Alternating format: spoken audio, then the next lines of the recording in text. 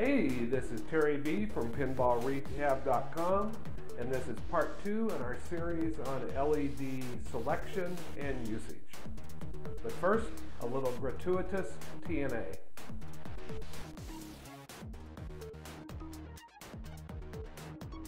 Our first choice is whether we're going to go with warm or cool LEDs for our white GI lighting. In this case, the center of the playfield tends to have a lot of warm colors, while the outside edges, where your GI lighting is mostly cool colors. So I'm going to go with cool or standard GI lighting. I typically use frosted bulbs for the GI lighting, although you could also use the 170 bulb from Coin Takers. Our next choice is whether we want to use some colored LEDs in the GI lighting. Although sometimes you can really make a game pop by using colored LEDs, in this case you notice the green LED really just washes out the slingshot.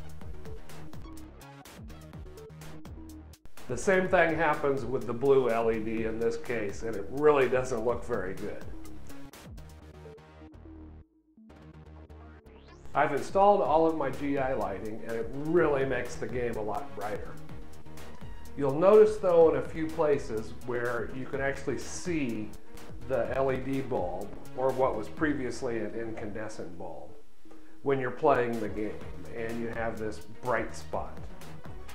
What I'm going to do is go back and replace those LEDs with blue frosted bulbs. In each of those cases, the plastics and the playfield right in that area are all either blue or white, so I won't have the problems like I did on the slingshot. For bumpers and lanes, I use a colored frosted LED that matches the color, in this case red. There are bumper LEDs available. Honestly, I think the frosted bulb works just as well. On exposed bulbs, like over ramps, I use the frosted LEDs.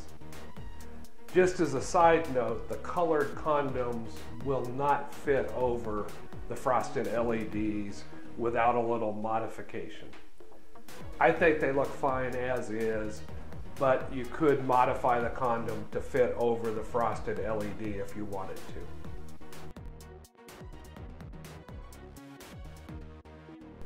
3 of the flasher bulbs in the video have been upgraded to LED flashers. I'll leave it up to you, but I don't think it's worth the money.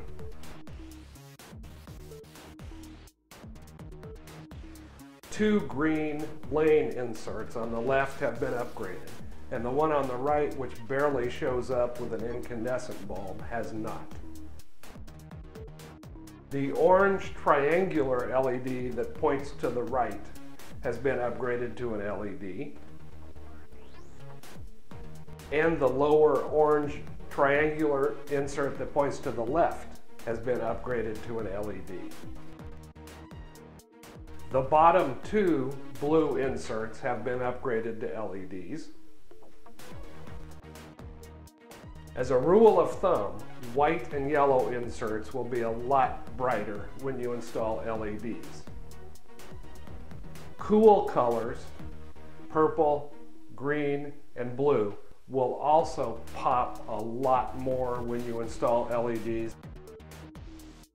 Red and orange inserts will have the least brightness increase when you install LEDs.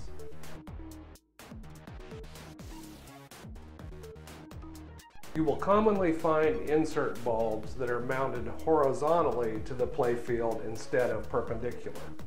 In that case, use a flex bulb, just bend it over 180 degrees and install it.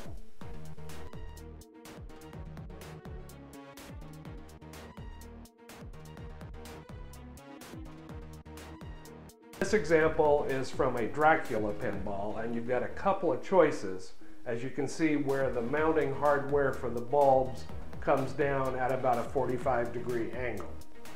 You can either install a flex bulb and orient it towards the insert, or you could replace the mounting hardware so that a standard LED bulb would be more perpendicular to the playfield.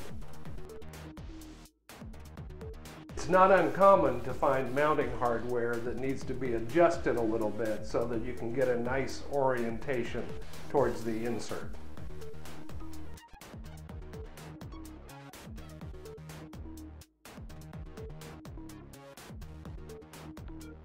Here's the final result of our efforts with all the LEDs installed under what I would consider game room lighting conditions.